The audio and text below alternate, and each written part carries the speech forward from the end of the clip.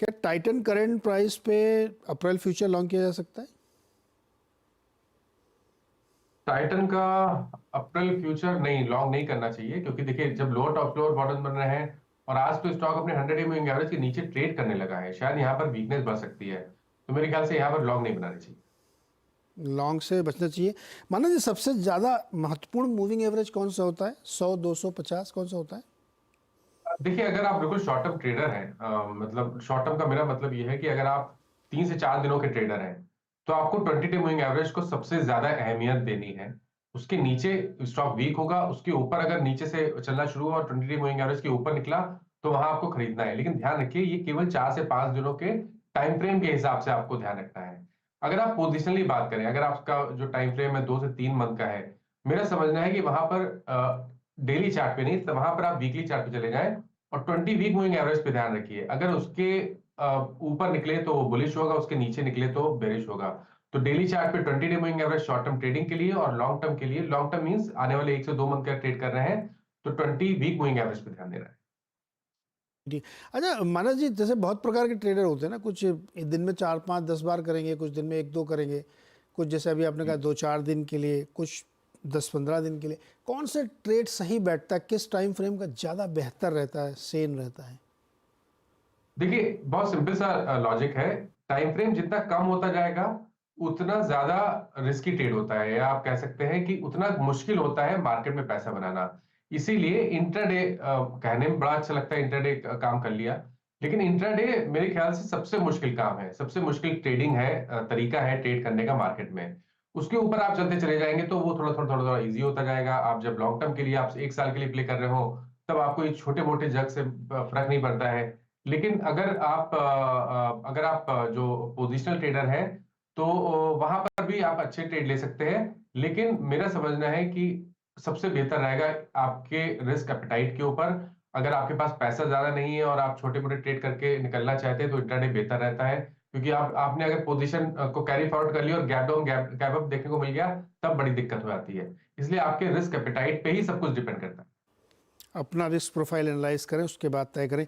इसी इसी के मद्देनजर शशांक भंडारी का सवाल है कि क्या पावर ग्रिड 4, 5 साल के लिए, 3 से 5 साल के लिए खरीदा जा सकता है? 3 से 5 साल का व्यू नहीं मैं दे पाऊंगा, लेकिन मेरे ख्याल से अभी खरीदारी नहीं करनी, ये बात तो अभी क्लियर है। रिवर्सल के साइन वीकली चार्ट पे है, रैली ऑलरेडी हमने बड़ी देख ली है। शायद स्टॉक करेक्ट होगा तो 220 230 तक के स्तर देखने को मिल जाएंगे, वहां पर फिर से रिव्यू किया जा सकता है स्टॉक को।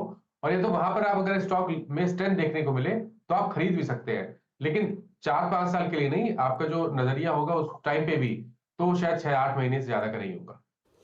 6, 8 महीने ज़्यादा नहीं होगा। और LIC लगातार गिर रहा है, तो जिन्होंने 790 पर लिया था उनकी धड़कनें बढ़ रही हैं। वो कह रहे हैं कि आप बेच के निकल लें, अभी तो कुछ प्रॉफिट है भी।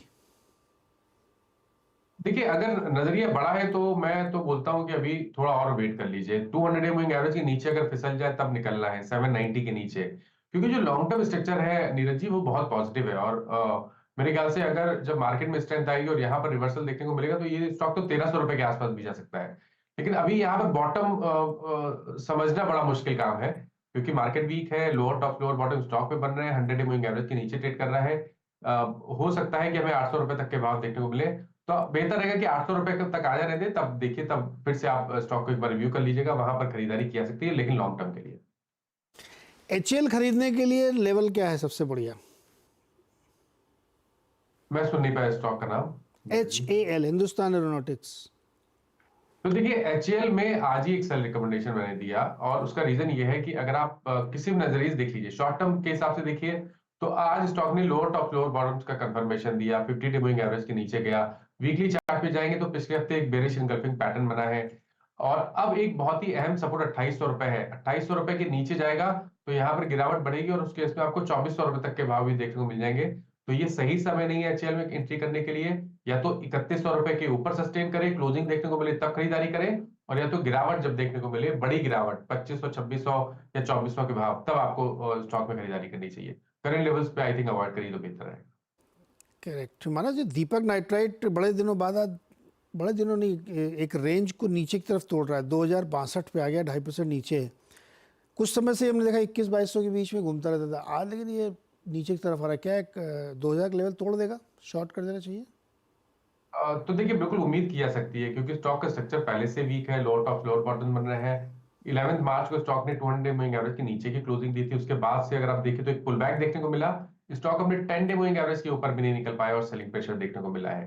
तो बिल्कुल उम्मीद कर सकते हैं कि जो रीसेंट हाई, जो पिछले हफ्ते का, माफ करिएगा, पिछले हफ्ते का जो लो था 2040 का, स्टॉक उसको ब्रीच करके 1950 की तरफ जाएगा। तो अगर एक ट्रेड लेना होगा तो वो डेफिनेटली शॉर्ट साइड पे होगा। 2106 के ऊपर आपको स्टॉप लॉस लगाना है और नीचे की तरफ 1950 के टारगेट सेट करें। 1950 के टारगेट रखने चाहिए। एक और शेयर आज जो गिरा है, जो बहुत लोग पूछते रहते हैं, हालांकि वो ग्रुप की कंपनी है, जियो फाइनेंशियल सर्विसेज, आज 4% नीचे है। चार्ट छोटा ही होगा मानस जी, क्या करें इसमें? बिल्कुल शॉर्ट टर्म की बात कर लेते हैं। देखिए एक चीज तो है, स्टॉक करेक्ट हुआ था बीच में, 20 डे मूविंग एवरेज पे सपोर्ट लिया, बाउंस बैक देखने को मिला, लेकिन उस बाउंस बैक में पिछले हाई को स्टॉक ने ब्रीच नहीं किया। तो इसलिए कॉशियस रहना चाहिए। एग्जिट कहाँ करना है, तो 20 डे मूविंग एवरेज के नीचे की अगर क्लोजिंग देखने को मिले तब आपको एग्जिट करना है। तो 325 के नीचे की क्लोजिंग देखने को मिले तभी एग्जिट करिए लॉन्ग पोजीशन से। 325 के नीचे जाए तो अपनी पोजीशन एग्जिट कर दीजिएगा, और कोई भी एक्शन लेने से पहले एक और राय किसी से ले लीजिएगा। प्रमोटर सेम है इस चैनल के और इस कंपनी के। ONGC पे आपकी राय चाहिए सर। 257.95 इस समय ट्रेड करा है, और दो लोग इसमें जानना चाहते हैं कि क्रूड बढ़ रहा है तो ये क्यों नहीं बढ़ रहा है? तो देखिए जब क्रूड गिर रहा था तो भी ONGC चल रहा था, तो उसको आप उस तरह मत देखिए। लेकिन हम पैटर्न की बात करें तो पैटर्न नेगेटिव लग रहा है। लोअर टॉप फ्लोर बॉटम बने हैं वीकली चार्ट पे।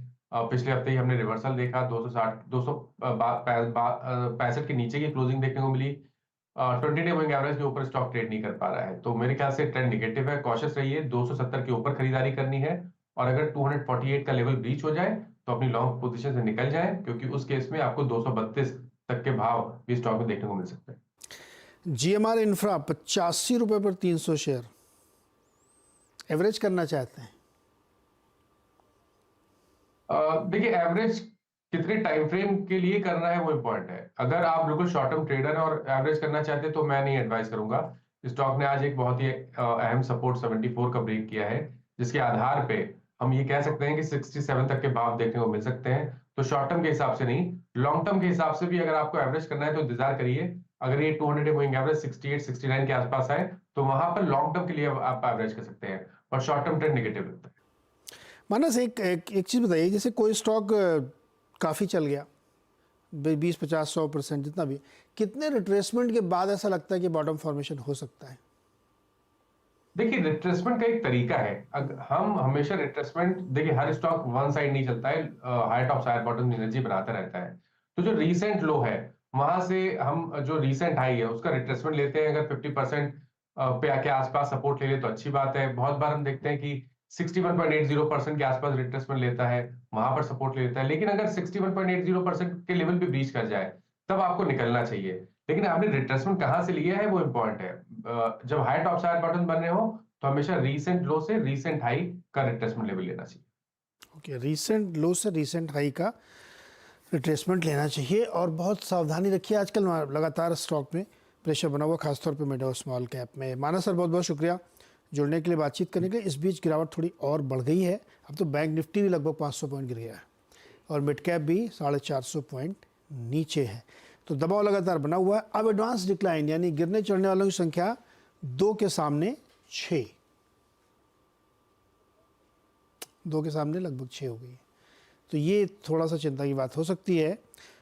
आज बहुत इम्पॉर्टेंट डे भी है, रात में फैसला भी आएगा US सेंट्रल बैंक का कि उन्होंने क्या कमेंट्री सुनाते हैं। इन सब पे नज़र रहेगी। फिलहाल एक छोटा सा ब्रेक, और ब्रेक के बाद खिलाड़ी नंबर 1।